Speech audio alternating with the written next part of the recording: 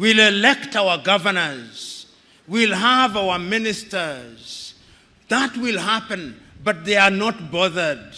After we have elected them, you'll then see them sending their arrows ahead. You'll see Bill Gates come and meet your president. You'll see Tony Blair come and meet your president. You'll see Macron come and meet your president. You'll see all of them. And then they will never admit, but they'll be told, if you want money in agriculture, behave this way. If you want money in this area, behave this way. They will never tell that to the Chinese. They will never tell that to the Indians. They will never tell that to the Vietnamese. They will never tell that to the Koreans, but in Africa, they tell us. That is why, as I speak to you now, under this new scramble, the IMF and the World Bank are back, telling you who to hire in your universities, what to sell and what not to sell. It is a sad situation. So today, as I look at Africa in that new scramble, the Chinese are here. I hope that this institution was not built by the Chinese.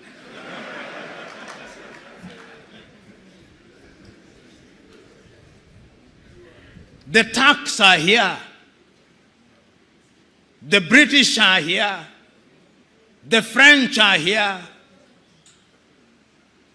The Qataris are here.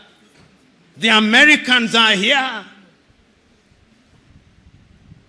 This time round, they are so subtle that we don't even recognize them, but they control us. What are we going to do about it in order to develop? We must do something. And if we don't do that thing else, you who have been trained in this institution, you have traveled the world. You have traveled Nigeria. There are two things that you can do with your traveling. You can marvel. Says it is great in China. You can marvel. You can wonder or feel pain. I'm urging you to feel pain. To feel pain for the continent of Africa, and in your own way, when you go out there, go and do something about it, because it has also been demonstrated that it can be done. I've traveled across this continent and I've seen that development is possible. I was in Rwanda before 1994. I was in Rwanda in 1996. Genocide. 1 million dead. Its obituary written. Will never rise, they said. You go to Rwanda now. They are demonstrating that it can be done. Go to Kigali now. See what they are doing in the health sector in their own small way. See how they are collaborating in the area of mobile telephony in their own small way. It can be done. I've been to Botswana and I've seen what they are doing in their own small way. I've been to Mauritius, see what they are doing in their own small way. And they do not have the resources that other countries have. They do not have the resources that the Democratic Republic of Congo has. And I'm giving these examples to say that indeed it can be done, and it can be done within the continent of Africa. So what we must do is to begin to pull together. You know,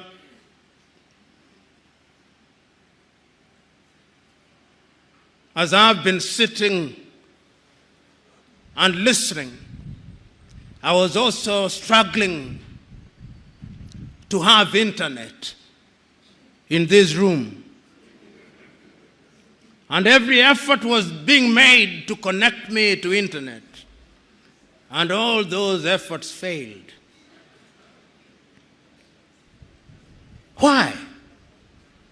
because we are in an era of the Internet of Things, we are in an era of nanotechnology, it cannot be right that in Africa's largest economy, in Nigeria, I do not have internet at an institution that deals with security. You get the point that I'm trying to make? It cannot be right. And I know why we don't have internet connectivity. It is because we are divided.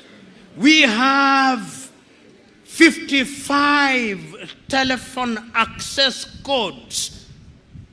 Nigeria 234, Ghana 233, Kenya 254, Tanzania 255, Uganda 256, Zambia 260, Zimbabwe 263.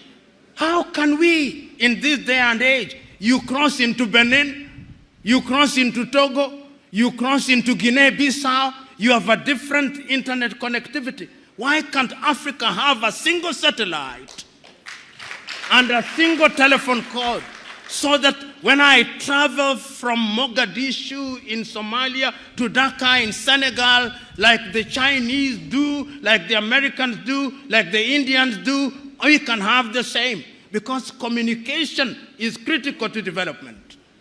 And I'm saying this, part of my agenda is to prick your conscience with live examples, that you may go out there irritated, but irritated to do the right thing. And I'm suggesting that indeed, when we talk about development, this is what we must do. But is Africa conscious of her state? Yes, Africa is conscious. This is what makes me happy. That after all these analysis, it appears to me that Africans have now recognized that going forward, we can only defeat the conspiracies, we can only have development as we are talking about it by working as a team.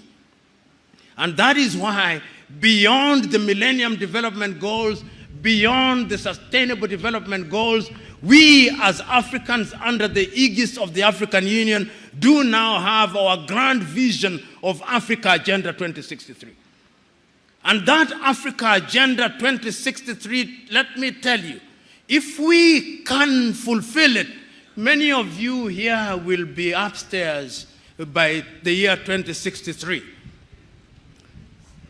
But our contribution, perhaps you do not know what I mean upstairs, not up. You will be with the Lord himself. But the most important thing is that Africans are now beginning to see beyond the next election. Because part of our problem in Africa has been that we plan in 5-year circles. We don't have a grand agenda, but now we have a grand agenda. And if you look at the 7 pillars of Africa Agenda 2063, everything is covered. Health is covered. Research and science is covered. Climate change is covered. Women's participation is covered. Democracy and governance is covered. The arts and the culture are covered so that Africa can become a serious player in the international agenda. As we speak now, we are not a serious player.